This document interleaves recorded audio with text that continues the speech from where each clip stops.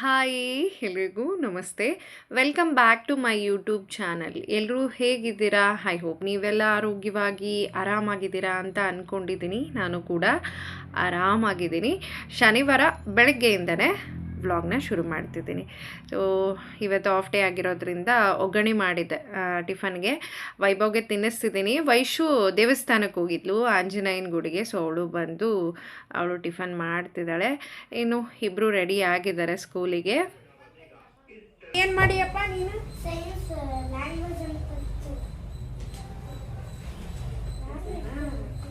ಅಲ್ಲಮ್ಮ ಬರೀ 3 period ಇಷ್ಟೊಂದ? 3 period ಎಲ್ಲ ಇತ್ತು ಮಮ್ಮಿ. ಮತ್ತೆ ಎಷ್ಟು ಪೀರಿಯಡ್ ಇಲ್ವೇ ಇರೋ? ಅಷ್ಟು ವಜ್ಜೆ ಹೊತ್ಕೊಂಡು ಹೋಗಿ ನೀನಲ್ಲಮ್ಮ. ವಜ್ಜೆ ಆದ್ರೆ ಮೊದಲೇ ಗುಳಾಡ್ತೀಯಮ್ಮ, ಕಾಲು ಬೇರೆ ಆಯ್ತಂತ. ನಂದು ಕೂಡ ಇಷ್ಟೇ ನೋಡು. ನಿಂದು ಬಾ ಗಣಮಗ ಹೋಗು. ಯಾಕೆ ಶೂ ಹಾಕಿ ಪಟ ನಡಿ, ಟೈಮ್ ಆಗ್ತೈತೆ ಹೋಗೋ. ಲಂಚ್ ಬಾಕ್ಸ್ ಎಲ್ಲ ಏನೂ ಇರಲಿಲ್ಲ ಅಲ್ವಾ, ನಾವೇ ಹೋಗ್ತೀವಿ ಅಂತ ಹೋದ್ರು. ವೈಶು ಬ್ಯಾಗ್ ಹೆವಿ ಇದೆ ಮಮ್ಮಿ, ಬಿಟ್ಟು ಬಂದುಬಿಡು ಬರ್ರಿ ಅಂತ ಕರೆದು. ಸೊ ಅವ್ರನ್ನ ಬಿಟ್ಟು ಬರೋಷ್ಟೊತ್ತಿಗೆ ಹಸ್ಬೆಂಡ್ ಕೂಡ ಫ್ರೆಶ್ ಅಪ್ ಆಗಿದ್ರು. ಅವ್ರಿಗೂ ಟಿಫನ್ನ ಹಾಕ್ಕೊಟ್ಟೆ, ತಿಂದ್ಬಿಟ್ಟು ಅವರು ಕೂಡ ಡ್ಯೂಟಿಗೆ ಹೊರಟರು. ಏನು ನಿನ್ನೆ ಹಾಲು ಕಾಸಿದೆ, ಕೆನೆ ಎಲ್ಲ ಎತ್ತಿಡೋಣ ಅಂತ ಹೇಳಿ ಚೆನ್ನಾಗಿ ಬೆಳಗ್ಗೆ ಒಂದು 2-3 ಸರಿ ಕಾಸಿ ಫ್ರಿಜ್ಜಲ್ಲಿ ಇಟ್ಬಿಟ್ರೆ ಈ ಥರ ಒಂದು ರೊಟ್ಟಿಯಷ್ಟಾಗಲ ಕೆನೆ ಬರುತ್ತೆ. ಇಷ್ಟಿಷ್ಟೇ ಎತ್ತಿಟ್ಬಿಟ್ಟು ಒಂದು ತಿಂಗಳಿಗೆ ಒಂದು ಸರಿ ನಾವು ಬೆಣ್ಣೆನ ಮಾಡ್ಕೋಬೋದು. ಇನ್ನು ಮಧ್ಯಾಹ್ನ ಬೇಗ ಬರ್ತಾರಲ್ವ, ಇವತ್ತು ಏನಾದರೂ ಸ್ಪೆಷಲ್ ಮಾಡೋಣ ಅಂತ ಹೇಳಿ ರೆಗ್ಯುಲರಾಗಿ ಅದೇ ಚಪಾತಿ ರೊಟ್ಟಿನೇ ಇರುತ್ತೆ. ನನಗೆ ಪ್ಲೇನ್ ಕುಷ್ಕ ಆಮೇಲೆ ಅದ್ರ ಜೊತೆ ಬೇಳೆ ಎಲ್ಲ ಮಾಡ್ತಾರಲ್ವ, ಅದನ್ನು ಟ್ರೈ ಮಾಡೋಣ ಅಂತ ಅಂದ್ಕೊಂಡಿದ್ದೀನಿ. ಸೊ ಅದಕ್ಕೆ ಬೆಳ್ಳುಳ್ಳಿ ಇರಲಿಲ್ಲ. ನಮ್ಮಮ್ಮ ಮೊನ್ನೆ ಊರ್ಲಿಂದ ಬಂದಾಗ ರೆಗ್ಯುಲರಾಗಿ ಸೋಸಿ ಎಲ್ಲ ಖಾಲಿ ಮಾಡಿಬಿಟ್ರು. ಅಂದರೆ ಅವರು ಸೋಸಿ ಇಟ್ಟಿದ್ರು, ಅದು ಭಾಳ ದಿನ ಇಡಬಾರ್ದಲ್ವ. ನಾನು ಜಾಸ್ತಿ ಅಡುಗೆಗೆ ಹಾಕಿ ಖಾಲಿ ಮಾಡ್ಕೊಂಬಿಟ್ಟಿದ್ದೆ. ಇನ್ನು ಒಳ್ಳೆ ಟೈಮ್ಗೆ ಕೆಳಗಡೆ ಬಂದು ಹೋಗಿ ತೊಗೊಂಡು ಬಂದು ಒಂದಿಷ್ಟು ಸೋಸ್ತಿದ್ದೀನಿ. ಅಂದರೆ ಅದು ಅಲ್ಲ ಬೆಳ್ಳುಳ್ಳಿ ಪೇಸ್ಟ್ ಬೇಕಲ್ವ ಈ ಕುಷ್ಕ ಮಾಡೋದಕ್ಕೆ. ಸೊ ಹಾಗೆ ಇದು ಕೂಡ ತುಂಬ ದಿನಗಳಿಂದ ಪೆಂಡಿಂಗಲ್ಲಿರುವಂಥ ಕೆಲಸ. ಸೊ ನಾನು ಮಕ್ಕಳ ಬಟ್ಟೆ ಇಡೋದಕ್ಕೆ ಅಂತ ಹೇಳಿ ಪ್ಲಾಸ್ಟಿಕ್ದು ರ್ಯಾಕ್ನ ತರಿಸ್ಕೊಂಡಿದ್ದೆ. ಆಲ್ರೆಡಿ ಒಂದು 2 ವರ್ಷ ಆಯಿತು ಅಂತಲೇ ಅಂದ್ಕೊಳ್ತೀನಿ. ರೆಗ್ಯುಲರಾಗಿ ಬಟ್ಟೆ ಇಟ್ಟು ಅದು ಯಾವ ಪರಿಸ್ಥಿತಿಗೆ ಬಂದಿದೆ ಅಂದರೆ ನೋಡಿ, ಈ ಪರಿಸ್ಥಿತಿಗೆ ಬಂದಿದೆ. ಅದು ಅಸಲು ಸರಿಯಾಗಿ ಕೂರ್ತಾನೇ ಇಲ್ಲ. ಇನ್ನು ಸ್ವಲ್ಪ ಜಾಸ್ತಿ ಬಟ್ಟೆ ಇಟ್ಟರೂ ಕೂಡ ಅದು ಸರಿಯಾಗಿ ನಿಲ್ತಾ ಇಲ್ಲ, ಎಲ್ಲ ಹಾಳಾಗಿ ಹೋಗ್ಬಿಟ್ಟಿದೆ. ಒಂದೊಂದು ಸರಿ ನಾನು ಬಟ್ಟೆ ತೆಕ್ಕೊಡ್ತಿರ್ತೀನಿ, ಒಂದೊಂದು ಸರಿ ವೈಶು ತೆಕ್ಕೊಳ್ತಿರ್ತಾರೆ.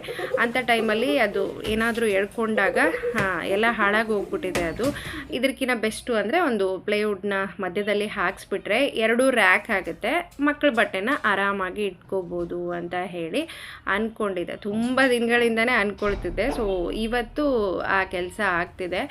ಟೈಮ್ ಬಂದು 2 ಗಂಟೆ ಮೇಲೆ ಬರೋದಕ್ಕೆ ಹೇಳಿದ್ವಿ ನಾವು. ಮಧ್ಯಾಹ್ನ ಅಡುಗೆ ಎಲ್ಲ ಮಾಡಿಕೊಂಡು ಮಕ್ಕಳನ್ನ ಊಟ ಮಾಡಿಸಿ ಅವ್ರನ್ನ ಕೆಳಗಡೆ ಆಟ ಆಡೋಕ್ಕೆ ಕಳಿಸಿದ ಮೇಲೆ ಅವ್ರು ಬರ್ತಾರೆ. ಅವ್ರು ಮಾಡಿದ ತಕ್ಷಣ ಕ್ಲೀನಿಂಗ್ ಎಲ್ಲ ಮಾಡ್ಕೊಂಬಿಡ್ಬೋದು ಅಂತ ಹೇಳಿ ಅವರು 12ವರೆಗೇ ಬಂದುಬಿಟ್ರು. ಇನ್ನೂ ಅಡುಗೆ ಕೂಡ ನಾನು ಸ್ಟಾರ್ಟ್ ಮಾಡ್ಕೊಂಡಿರಲಿಲ್ಲ. ಸೊ ವೈಭವ್ ಕೂಡ ಸ್ಕೂಲಿಂದ ಬಂದಿದ್ದರು. ಅವ್ರನ್ನ ಫ್ರೆಶ್ ಅಪ್ ಮಾಡಿಸಿ ಮತ್ತು ನಾನು ಕೆಳಗಡೆ ಆಟ ಆಡೋದಕ್ಕೆ ಕಳಿಸ್ದೆ. ಫುಲ್ಲು ಡಸ್ಟು, ಅದು ಇಲ್ಲೇ ಕಟ್ ಮಾಡಿಬಿಟ್ರು ಮನೆ ಹತ್ರ ತೊಗೊಂಡು ಬಂದು. ಗಾಳಿ ಅಂತೂ ವಿಪರೀತ ಇರೋದಕ್ಕೆ ಮನೆ ಅಂತೂ ನೋಡೋಂಗಿಲ್ಲ, ಎಲ್ಲಿ ನೋಡಿದ್ರು ಬರೀ ಖಾಲಿ ಪೌಡ್ರ್ ಹತ್ತುತ್ತಾ ಇದೆ. ಅದು ಇನ್ನು ಸ್ವಲ್ಪ ಮೇಲೆ ಕೆಳಗಡೆ ಅಂದರೆ ಮೇಲೆ ಕಡಿಮೆ ಜಾಗ ಬಿಟ್ಟು ಕೆಳಗಡೆ ಸ್ವಲ್ಪ ಜಾಸ್ತಿ ಜಾಗ ಬಿಡೋಣ ಅಂತ ಅಂದ್ಕೊಂಡಿದ್ದೆ ನಾನು, ಈ ಬೆಡ್ಶೀಟು ಅದೆಲ್ಲ ಇಡೋದಕ್ಕೆ. ಬಟ್ ಅದು ಚೆನ್ನಾಗಿ ಕಾಣಲೇ ಇಲ್ಲ. ಸೊ ಅದಕ್ಕೆ ಈಕ್ವಲ್ ಆಗಿನೇ ಇರಲಿ ಬಿಡಿ ಅಂತ ಹೇಳಿ ನಾನು ಈಕ್ವಲ್ ಆಗಿನೇ ಇಡಿಸ್ದೆ. ಏನು ಈ ರೆಸಿಪಿ ಯಾವುದು ನಂದಲ್ಲ, ನನಗೆ ಅಮ್ಮ ಗೊತ್ತು ಇಲ್ಲಿ ಒಬ್ಬರು. ಸೊ ಅವರನ್ನು ಕೇಳಿಕೊಂಡು ಅವ್ರು ಯಾವ ಥರ ಹೇಳಿದ್ದಾರೆ ಅದೇ ಥರ ಮಾಡ್ತಿದ್ದೀನಿ. ಪ್ರತಿಯೊಂದೂ ಇವಾಗೇ ಫ್ರೆಶ್ ಆಗಿ ಮಾಡ್ಕೊಂಡಿರೋದು ನಾನು. ನನ್ನ ಮನೇಲಿ ಈ ಅಲ್ಲ ಬೆಳ್ಳುಳ್ಳಿ ಪೇಸ್ಟು ಕೂಡ ಇಲ್ಲ. ಸೊ ಇದಕ್ಕೆ ಬಿರಿಯಾನಿ ಮಸಾಲ ಬರುತ್ತಲ್ಲ, ಅದನ್ನು ಸ್ವಲ್ಪ ಹಾಕಿದರೆ ಇನ್ನೂ ಟೇಸ್ಟ್ ಚೆನ್ನಾಗಿರುತ್ತೆ ಕುಷ್ಕಕ್ಕೆ ಅಂತ ಹೇಳಿದರು ಅಮ್ಮ. ಸೊ ಅದು ಕೂಡ ನನ್ನ ಹತ್ರ ಇರಲಿಲ್ಲ, ಹಾಗೇ ಮಾಡ್ತಿದ್ದೀನಿ ಪ್ಲೇನಾಗಿ. ನೋಡೋಣ ಯಾವ ಥರ ಬರುತ್ತೆ ಏನು ಅಂತ ಹೇಳಿ. ಯಾವಾಗೋ ಒಂದು ಸರಿ ಈ ಥರದ್ದನ್ನು ಮಾಡ್ತಿರ್ತೀನ. ಸೊ ಹಿಂಗೆ ಮಾಡೋಣ ಹಂಗೆ ಮಾಡೋಣ, ಅಷ್ಟೊಂದು ಟೇಸ್ಟಿಯಾಗಿ ಮಾಡೋಣ ಅನ್ನೋ ಪ್ಲ್ಯಾನೇ ಇತ್ತು ನನಗೆ ಬೆಳಗ್ಗೆಯಿಂದ. ಈ ಅಣ್ಣ ಬೇಗ ಬಂದು ಎಲ್ಲ ತೆಳಗೆ ಮೇಲೆ ಆಗೋಗ್ಬಿಡ್ತು. ಅಂದರೆ ಒಂದೇ ಕಡೆ ಕಾನ್ಸಂಟ್ರೇಟ್ ಮಾಡೋಕ್ಕಾಗಲ್ಲ ಅಲ್ವಾ. ಸೊ ಹಾಗಾಗಿ ಇನ್ನೇನು ಮಾಡೋಕ್ಕಾಗಲ್ಲ, ಮಾಡ್ತಿದ್ದೀನಿ ಕುಷ್ಕನ.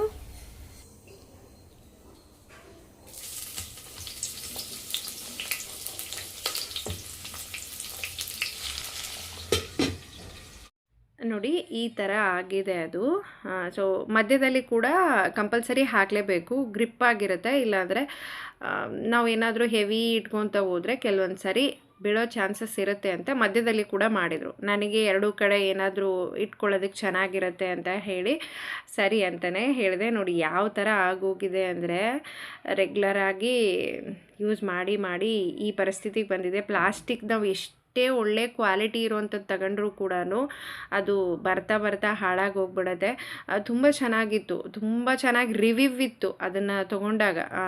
ಏನು ಇದಕ್ಕೆ ಇಡೋ ದುಡ್ಡನ್ನು ಇನ್ನೊಂದು ಸ್ವಲ್ಪ ಎಕ್ಸ್ಟ್ರಾ ಹಾಕ್ಬಿಟ್ರೆ ಈ ಥರದ್ದೊಂದು ಉಡ್ಡೆ ಹಾಕ್ಸ್ಕೊಂಡ್ಬಿಡ್ಬೋದು. ಆಮೇಲೆ ನೋಡೋದಕ್ಕೂ ಚೆನ್ನಾಗಿರುತ್ತೆ, ಲೈಫ್ ಟೈಮ್ ಕೂಡ ಬರುತ್ತೆ ಅಂತ ಅಂದ್ಕೊಂಡೆ ಈ ಸರಿ ಇದನ್ನು ಹಾಕ್ಸ್ಕೊಂಡಿದ್ದು. ಏನು ಮಕ್ಕಳು ಕೂಡ ಸ್ಕೂಲಿಂದ ಬಂದಿದ್ದಾರಲ್ವ, ಆ ಟೈಮಿಗೆ ಸರಿಯಾಗಿ ಊಟ ಕೂಡ ರೆಡಿ ಆಗಬೇಕು. ಹಾಗಾಗಿ ಸೊ ಬೇಗ ಬೇಗ ಮಾಡ್ಕೊಳ್ತಿದ್ದೀನಿ. ಇವತ್ತು ಅಪರೂಪಕ್ಕೆ ಕುಷ್ಕ ಮಾಡ್ಕೊಂಡಿದ್ದೀನಿ, ಆಮೇಲೆ ದಾಲ್ ಕೂಡ ಮಾಡ್ತಿದ್ದೀನಿ. ಅದ್ರ ಜೊತೆ ಸ್ವಲ್ಪ ಸ್ವೀಟ್ ಇತ್ತು ಅಂದರೆ ಇನ್ನೂ ಇಷ್ಟಪಟ್ಟು ತಿಂತಾರೆ ಅಂತ ಹೇಳ್ಬಿಟ್ಟು ಸ್ವೀಟ್ ಮಾಡೋದಕ್ಕೆ ಅಂತ ಹೋದೆ. ನಾನು ಅಂದ್ಕೊಂಡಿದ್ದೆ ಬೇರೆ, ಇಲ್ಲ ಆಗಿದ್ದೆ ಬೇರೆ. ಎಷ್ಟೊಂದು ಖುಷಿಯಿಂದ ಸ್ವೀಟೆಲ್ಲ ತಿಂದು ಆಮೇಲೆ ಕುಷ್ಕ ತಿಂತಾರೆ ಅಂದ್ಕೊಂಡು ಮಾಡಿದೆ. ಬಟ್ ಅದು ಎಡವಟ್ಟಾಗೋಗ್ಬಿಡ್ತು. ಈರುಳ್ಳಿ ಎಲ್ಲ ಈ ಥರ ಗೋಲ್ಡ್ ಕಲರ್ ಫ್ರೈ ಆದಮೇಲೆ ನಾವು ಜಿಂಜರ್ ಗಾರ್ಲಿಕ್ ಪೇಸ್ಟ್ ಎಲ್ಲ ಹಾಕಬೇಕು ಅಂತ ಹೇಳ್ತಾರೆ. ಅವರೆಲ್ಲ ಎಷ್ಟು ಚೆನ್ನಾಗಿ ಮಾಡ್ತಾರೆ ನಿಜವಾಗ್ಲೂ. ಭಾಳ ಟೈಮ್ ತೊಗೊಳತ್ತೆ ಇದನ್ನೆಲ್ಲ ಮಾಡೋದಕ್ಕೆ. ಆಮೇಲೆ ಯಾವಾಗಲೂ ಹೇಳೋರು ಹಸ್ಬೆಂಡು, ಈ ಗಡಿಗೆಯಲ್ಲಿ ಒಂದು ಸರಿ ಪಲಾವ್ ಆಯಿತು ಅಥವಾ ಏನಾದರೂ ಮಾಡು ಚೆನ್ನಾಗಿರುತ್ತೆ ಅಂತ ಹೇಳಿ. ಬೇಳೆ ಎಲ್ಲ ತಿಂತಾ ಇರ್ತೀವಲ್ಲ, ಆ ಟೇಸ್ಟ್ ತುಂಬ ಚೆನ್ನಾಗಿರುತ್ತೆ ಗಡಿಗೆಯಲ್ಲಿದು. ಸೊ ಇವತ್ತು ಅದಕ್ಕೆ ಅಂತಲೇ ಪ್ಲೇನ್ ಕುಷ್ಕ ಮಾಡಿಕೊಡೋಣ ಅಂತ ಹೇಳಿ ಗಡಿಗೆಯಲ್ಲಿ ಮಾಡ್ತಿದ್ದೀನಿ. ಏನೇ ಆಗಿರಲಿ ಗಡಿಗೆಯಲ್ಲಿ ಊಟ ತುಂಬ ರುಚಿಯಾಗಿರುತ್ತೆ. ಸೊ ಇದು ಗ್ಯಾಸ್ ಮೇಲೆ ಮಾಡಿದಾಗ ಒಡೆಯುತ್ತೆ ಅಂತ ಕೆಲವೊಬ್ರು ಹೇಳ್ತಾರೆ. ಏನೂ ಇಲ್ಲ, ಒಳ್ಳೆ ಕ್ವಾಲಿಟಿ ತೊಗೊಂಡ್ರೆ ಏನೂ ಆಗಲ್ಲ. ಸೊ ನೋಡಿದ್ರಲ್ವ, ಈ ಎಡವಟ್ಟನ್ನು ಮಾಡಿಕೊಂಡೆ. ಅಂದರೆ ಡ್ರೈ ಫ್ರೂಟ್ಸ್ನ ಹಾಕಿ ಫ್ರೈ ಮಾಡೋದಕ್ಕೆ ಇಟ್ಬಿಟ್ಟು ಅಲ್ಲಿ ನೋಡೋದಕ್ಕೆ ಅಂತ ಹೋದೆ, ಬರೋಷ್ಟೊತ್ತಿಗೆ ಎಲ್ಲ ಹಾಳಾಗೋಗ್ಬಿಟ್ಟಿತ್ತು. ಸೊ ಅದರಲ್ಲಿ ಜಾಸ್ತಿ ಕಪ್ಪಾಗಿರೋದನ್ನೆಲ್ಲ ತೆಗೆದ್ಬಿಟ್ಟು ಮಿಕ್ಕಿರೋದಕ್ಕೆ ಸ್ವಲ್ಪ ಶಾವಿಗೆನ ಹಾಕಿ ಫ್ರೈ ಮಾಡ್ಕೊಳ್ತಿದ್ದೀನಿ. ಗೊತ್ತಿಲ್ಲ ಅದು ಯಾವ ಥರ ಆಗುತ್ತೋ ಏನು ಅಂತ ಹೇಳಿ. ಇನ್ನು ಇದೆಲ್ಲ ಚೆನ್ನಾಗಿ ಫ್ರೈ ಆಗಿರೋದಕ್ಕೆ ಸ್ವಲ್ಪ ಮೊಸರು ಕೂಡ ಹಾಕ್ಕೊಳ್ಳಿ, ಟೇಸ್ಟ್ ಚೆನ್ನಾಗಿರುತ್ತೆ ಅಂತ ಹೇಳಿದರು. ಸೊ ಹಾಕ್ಕೊಂಡಿದ್ದೀನಿ. ಫಸ್ಟ್ ಟೈಮ್ ಅಲ್ವಾ, ಏನೋ ಒಂದು ಭಯ ಅನ್ಸೋದು ಅದು ಹೆಂಗೆ ಬರುತ್ತೋ ಏನು ಅಂತ ಹೇಳಿ. ಸೊ ಒಂದೆರಡು ಸರಿ ಮಾಡಿಬಿಟ್ರೆ ಆಮೇಲೆ ಈಸಿಯಾಗಿಯೇ ಎಲ್ಲ ರೆಡಿ ಮಾಡಿಕೊಂಡು ಆರಾಮಾಗಿಯೇ ಮಾಡ್ಕೊಂಡ್ಬಿಡ್ಬೋದು, ಏನೂ ತೊಂದರೆ ಇಲ್ಲ. ಮಕ್ಕಳು ಕೂಡ ಇಷ್ಟಪಟ್ಟು ತಿಂತಾರೆ ಅಂತ ಹೇಳಿ. ಅದೇನು ಶನಿವಾರ ಅಂದರೆ ಏನಾದರೂ ಒಂದಿಷ್ಟು ಸ್ಪೆಷಲ್ ಮಾಡಿಕೊಡೋಣ ಅನ್ನೋ ತಲೆಯಲ್ಲಿ ಓಡ್ತಾನೆ ಇರುತ್ತೆ ಯಾವಾಗಲೂ.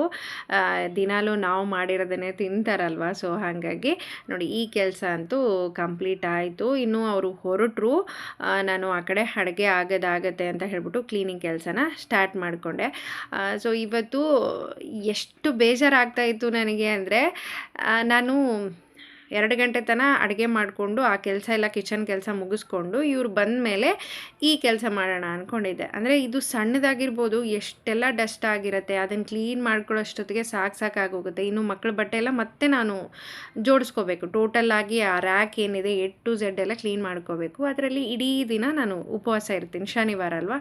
ಸೊ ನಿಜ ಇದು ಏನಪ್ಪ ಅನ್ನಂಗೆ ಆಗೋಗ್ಬಿಡ್ತು. ಒಂಥರ ಜಾಸ್ತಿನೇ ಸುಸ್ತು ಅನ್ಸೋದಕ್ಕೆ ಸ್ಟಾರ್ಟ್ ಆಯಿತು. ಎಷ್ಟು ಬಂದಿದೆ ಅಂದರೆ, ಈ ಡೋರೆಲ್ಲ ಓಪನ್ ಇರೋದಕ್ಕೆ ಒಳಗಡೆದು ಹೊರಗಡೆದು ಒಳಗಡೆ ಎಷ್ಟು ಸರಿ ಕಸ ಬಳದ್ರೂ ಕೂಡ ಮತ್ತೆ ಅದು ಕಾಲಿಗೆ ಚಿಕ್ಕ ಪೌಡ್ರ್ ಅಂಟ್ತಾನೆ ಇತ್ತು. ಇನ್ನು ಮೇಲೆ ಮಕ್ಕಳು ಬಂದರು ಅಂದರೆ ಮುಗೀತು, ಇದರಲ್ಲಿ ಓಡಾಡ್ತಾರೆ ಅಂತ ಹೇಳ್ಬಿಟ್ಟು ಮೊದಲು ಕ್ಲೀನ್ ಮಾಡಿಕೊಂಡೆ. ಬರೀ ಹಾಲಲ್ಲಿನೇ ನೋಡಿ ಇಷ್ಟು ಬಂದಿದೆ.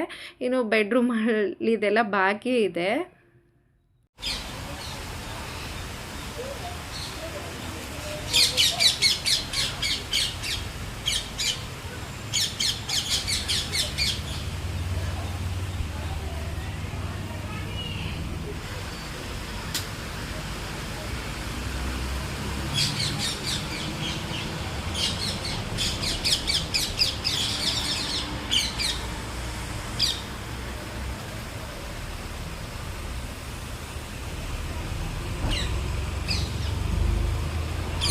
ಆ್ಯಕ್ಚುಲಿ ಮೊನ್ನೆದದು ಸ್ವಲ್ಪ ಮಳೆ ಬರ್ತಾಯಿತ್ತು. ಆ ಟೈಮಲ್ಲಿ ಎಲ್ಲ ಗಿಳಿಗಳು ಹೀಗೆ ಬರುತ್ತೆ. ಯಾವಾಗ ಒಂದು ಸ್ವಲ್ಪ ಮಳೆ ಬಂದರೂ ಕೂಡ ಗಿಳಿಗಳು ಬಂದು ಹಿಂಗೆ ಕೂರುತ್ತೆ. ಎಷ್ಟೊತ್ತಿನವರೆಗೂ ಆ ಸೌಂಡು.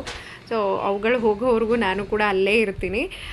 ಇನ್ನು ಕಬೋರ್ಡ್ನೆಲ್ಲ ಸ್ವಲ್ಪ ಬಟ್ಟೆಯಿಂದ ಕ್ಲೀನ್ ಮಾಡ್ಕೊಂಡಿದ್ದೀನಿ. ಬಟ್ಟೆನೆಲ್ಲ ಜೋಡಿಸಿ ಇಟ್ಬಿಡೋಣ ಅಂತ ಹೇಳಿ. ಮಕ್ಕಳಿಗೆ ಈಗ ಸ್ಕೂಲ್ ಸ್ಟಾರ್ಟ್ ಆಯಿತು ಅಂದರೆ ರೆಗ್ಯುಲರಾಗಿ ಯೂನಿಫಾರ್ಮ್ ಇರುತ್ತೆ. ಸೊ ಅದು ಸಾಯಂಕಾಲ ಬಂದ ತಕ್ಷಣ ಒಂದು ಸ್ವಲ್ಪ ಯಾವಾದರೂ ಬಟ್ಟೆಗಳನ್ನು ಹಾಕ್ಕೊಳ್ತಾರೆ. ಅಂದರೆ ಎಷ್ಟು ತೊಗೊಂಡು ಬಂದಿರ್ತಿದ್ವಿ ಮುಂಚೆ ಅಂದರೆ ಎಷ್ಟೊಂದು ಬಟ್ಟೆ ಬರೀ ಬೇರೆ ಮಕ್ಕಳಿಗೆ ಅಂದರೆ ನಮ್ಮೂರಲ್ಲಿ ಮನೆ ಪಕ್ಕದಲ್ಲಿರುವಂಥ ಮಕ್ಕಳಿಗೆಲ್ಲ ಕಳಿಸ್ಕೊಟ್ಬಿಟ್ಟಿರ್ತೀನಿ. ಅಂದರೆ ಮಕ್ಕಳ ಬಟ್ಟೆನ ಯಾರೂ ತಾರತಮ್ಯ ಮಾಡಲ್ಲ, ಉಡಿಸ್ತಾರೆ, ಚೆನ್ನಾಗಿರುತ್ತೆ. ನಾನಂತೂ ಕಂಪ್ಲೀಟಾಗಿ ಹಾಳಾಗಿರೋದನ್ನು ಕೊಡಲ್ಲ, ಅದನ್ನು ಕಿಚನಲ್ಲಿ ನಾನೇ ಬಳಸ್ಕೊಳ್ತೀನಿ.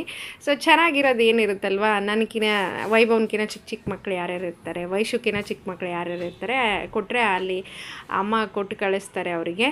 ಸೊ ಇತ್ತೀಚೆಗೆ ಅಂತೂ ತುಂಬ ಕಡಿಮೆ ಮಾಡಿದ್ದೀನಿ, ಬಟ್ಟೆ ಅಸ್ಸಲು ತೊಗೊಳ್ಳೋದೇ ಇಲ್ಲ. ಇವೆಲ್ಲ ಯಾವಾಗಾದರೂ ಖಾಲಿ ಆಗ್ತವೇನೋ, ಬೇಗ ಯಾವಾಗಾದರೂ ದೊಡ್ಡವರಾಗ್ತಾರೇನೋ ಅಂತ ಅನಿಸುತ್ತೆ. ಇಷ್ಟು ಮಾಡಿಸಿಟ್ಟು ಸಾಕಾಗಿ ಹೋಗ್ಬಿಡುತ್ತೆ. ಸೊ ಇವಾಗೆ ಅವರು ಬರ್ತ್ಡೇ ಟೈಮಲ್ಲಿ ಅಥವಾ ಏನಾದರೂ ಇಂಪಾರ್ಟೆಂಟ್ ಇದೆ ತೊಗೊಳ್ಳೇಬೇಕು ಅಂದಾಗ ತೊಗೊಂಡಿರ್ತೀನಿ. ಬಟ್ ಮುಂಚೆಗೆ ಕಂಪೇರ್ ಮಾಡಿದರೆ ಇವಾಗ ತುಂಬಾ ಕಡಿಮೆ ಆಗೋಗ್ಬಿಟ್ಟಿದೆ ಬಟ್ಟೆ ತೊಗೊಳ್ಳೋದು. ಸೊ ಅಲ್ಲಿ ಏನೇನೋ ಟ್ರೈ ಮಾಡ್ತಾಯಿದ್ದೀನಿ, ಯಾವ ಥರ ಇಟ್ಕೋಬೇಕು, ಯಾವ ಥರ ಇಟ್ಕೊಂಡ್ರೆ ಮಕ್ಳಿಗೆ ಈಸಿ ಆಗುತ್ತೆ, ಅವರು ಪದೇ ಪದೇ ಕಿತ್ತಲ್ಲ ಅಂತ ಯೋಚನೆ ಮಾಡ್ತಾ ಮತ್ತೆ ಕಿತ್ತೋದು ಮತ್ತೆ ಇಡೋದು, ಅದೇ ಕೆಲಸನೇ ಮಾಡ್ಕೊಂಡಿದ್ದೀನಿ. ಸೊ ಫೈನಲಿ ಒಂದು ಲೆಕ್ಕಕ್ಕೆ ಜೋಡಿಸ್ಕೊಂಡಿದ್ದೀನಿ. ಒಟ್ಟಿನಲ್ಲಿ ಮುಂಚೆ ಕಂಪೇರ್ ಮಾಡಿದರೆ ಇವಾಗ ಅದು ತುಂಬ ನೀಟಾಗಿಯೇ ಕಾಣಿಸುತ್ತೆ. ಸೊ ಇವೆಲ್ಲ ಕುಷನ್ ಕವರು ಒಂದು ಈ ಥರ ಬಾಕ್ಸಲ್ಲಿ ಹಾಕಿ ಎತ್ತಿಡ್ತಿದ್ದೀನಿ. ನಾನು ಕೆಲಸ ಮಾಡ್ಕೊಳ್ತಾ ಇದ್ದೆ. ಸೊ ಮಕ್ಕಳು ಹಸ್ಬೆಂಡ್ ಕೂಡ ಬಂದರು, ಅವರು ಊಟ ಮಾಡಲಿ ಅಂತ ಹೇಳಿ ಸ್ವಲ್ಪ ದಾಲ್ನೆಲ್ಲ ಬಿಸಿ ಮಾಡಿ ಕೊಟ್ಟೆ. ಮಕ್ಕಳನ್ನ ಕರ್ಕೊಂಡು ಅವರು ಊಟ ಮಾಡ್ತಿದ್ದಾರೆ. ಸೊ ಟೇಸ್ಟ್ ತುಂಬ ಚೆನ್ನಾಗಿ ಬಂದಿದೆ ಅಂತಲೇ ಹೇಳಿದರು ಮಕ್ಕಳು ಹಾಗೆ ಹಸ್ಬೆಂಡು. ಯಾಕೆಂದರೆ ಪಲಾವ್ ಐಟಮ್ ಆಯಿತು ಅಥವಾ ಈ ಥರದ್ದು ಏನಾದರೂ ಅಂದರೆ ಒನ್ ಪಾಟ್ ಮೀಲ್ ಥರ ತುಂಬ ಕಡಿಮೆ ನಾನು ಮಾಡೋದು. ಯಾವಾಗಾದರೂ ಪಲಾವ್ ಮಾಡಿದಾಗ ಅಸ್ಸಲು ಇಷ್ಟಪಡಲ್ಲ ಹಸ್ಬೆಂಡ್, ಇದು ಏನು ಹಿಂಗೆ ಮಾಡಿ ಸ್ವಲ್ಪ ಕೂಡ ಚೆನ್ನಾಗಾಗಿಲ್ಲ ಅಂತಲೇ ಹೇಳ್ತಿರ್ತಾರೆ. ಸೊ ಈ ಸರಿ ಪರವಾಗಿಲ್ಲ, ಚೆನ್ನಾಗಾಗಿದೆ ಅಂತಲೇ ಹೇಳಿದರು. ನನಗೂ ಕೂಡ ಖುಷಿ ಆಯಿತು. ಸೊ ಅವರು ಊಟ ಮಾಡ್ತಿದ್ದಾರೆ, ನಾನು ಮತ್ತೆ ಮುಂದಿನ ಕೆಲಸನ ಮಾಡ್ಕೊಳ್ಳೋಣ ಅಂತ ಹೇಳಿ ರೂಮ್ ಒಳಗಡೆ ಬಂದೆ. ಸೊ ನೋಡಿ ನಂದು ಇಷ್ಟಿದೆ ಕೆಲಸ. ಅಂದರೆ ಊರಿಗೆ ಹೋದಾಗೆಲ್ಲ ಸ್ವಲ್ಪ ಕಾಳು, ಆಮೇಲೆ ಸಜ್ಜಿ ಜೋಳ ಇದೆಲ್ಲ ತೊಗೊಂಡು ಬಂದಿರ್ತೀನಿ. ನಮ್ಗೆ ರೆಗ್ಯುಲರಾಗಿ ಬೇಕೇ ಬೇಕು ಇವೆಲ್ಲ. ಕಾಳುಗಳಂತೂ ಎಲ್ಲ ರೀತಿ ಕಾಳುಗಳನ್ನು ತೊಗೊಂಡು ಬಂದು ಇಟ್ಕೊಂಡ್ಬಿಟ್ಟಿರ್ತೀನಿ.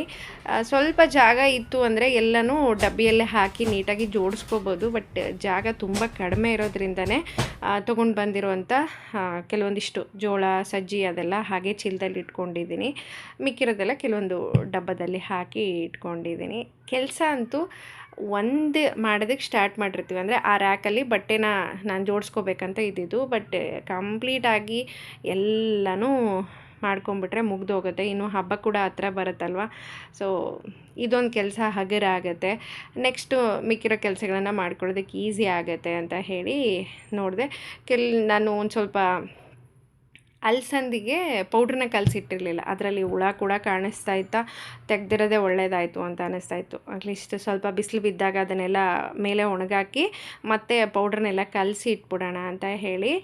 ಇದು ಸಜ್ಜಿ ಚೀಲ ತುಂಬಾ ದೊಡ್ಡದಾಗಿತ್ತು, ಅದಕ್ಕೆ ಸ್ವಲ್ಪ ಫೋಲ್ಡ್ ಮಾಡಿ ಮತ್ತೆ ಕಟ್ಟಿಡ್ತಿದ್ದೀನಿ. ಇರೋ ಜಾಗದಲ್ಲಿನೇ ಪ್ರತಿಯೊಂದು ನೀಟಾಗಿ ಅಚ್ಚುಕಟ್ಟಾಗಿ ಇಟ್ಕೊಂಡಾಗ ಮನೆ ತುಂಬ ಚೆನ್ನಾಗಿ ಕಾಣಿಸುತ್ತೆ. ಕೆಲವೊಬ್ಬರಂತೂ ಮನೆ ಎಷ್ಟು ಚೆನ್ನಾಗಿ ಇಟ್ಕೊಂಡಿರಾ ಅಂತ ಹೇಳ್ತಾನೆ ಇರ್ತೀರ. ನಮ್ಮ ಹತ್ರ ಏನಿರುತ್ತಲ್ವ ಅದರಲ್ಲಿನೇ ಖುಷಿಯಾಗಿ ಬದುಕೋದನ್ನು ನೋಡಬೇಕು, ಇಲ್ಲದೆ ಇರೋದನ್ನು ಆಸೆ ಪಡಬಾರ್ದು. ಅದು ನಮ್ಗೆ ಸಿಗಬೇಕು ಅಂತ ಇತ್ತು ಅಂದರೆ ಮುಂದೊಂದು ದಿನ ಅದು ತಾನಾಗಿಯೇ ನಮ್ಮನ್ನು ಹುಡ್ಕೊಂಡು ಬರುತ್ತೆ. ಸೊ ಬಾಡಿಗೆ ಮನೆನೋ ಸ್ವಂತ ಮನೆನೋ ಸೆಕೆಂಡ್ರಿ, ನಾವಿರೋವರೆಗೂ ಅದು ನಮ್ಮ ಮನೆ ಅಂತಲೇ ಬದುಕಬೇಕು. ಅವಾಗೇನೆ ನೆಮ್ಮದಿ ಆಮೇಲೆ ಖುಷಿ ಅನ್ನೋದು ಸಿಗೋದು.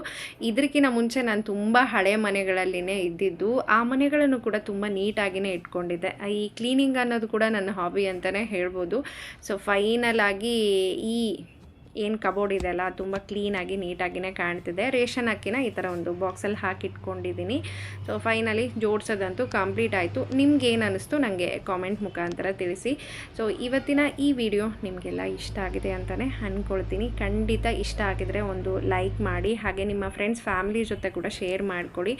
ನನ್ನ ಚಾನಲ್ನ ಇನ್ನೂ ಸಬ್ಸ್ಕ್ರೈಬ್ ಮಾಡದೆ ನೋಡ್ತಾ ಇರೋರು ಸಬ್ಸ್ಕ್ರೈಬ್ ಮಾಡ್ಕೊಳ್ಳಿ. ಹೊಸದಾಗಿ ನನ್ನ ಚಾನಲ್ ನೋಡೋರು ಸಬ್ಸ್ಕ್ರೈಬ್ ಮಾಡಿಕೊಂಡು ಸಪೋರ್ಟ್ ಮಾಡಿ ಅಂತಲೇ ಕೇಳ್ಕೊಳ್ತೀನಿ. ಸಿಗೋಣ ಮತ್ತೊಂದು ವಿಡಿಯೋದಲ್ಲಿ.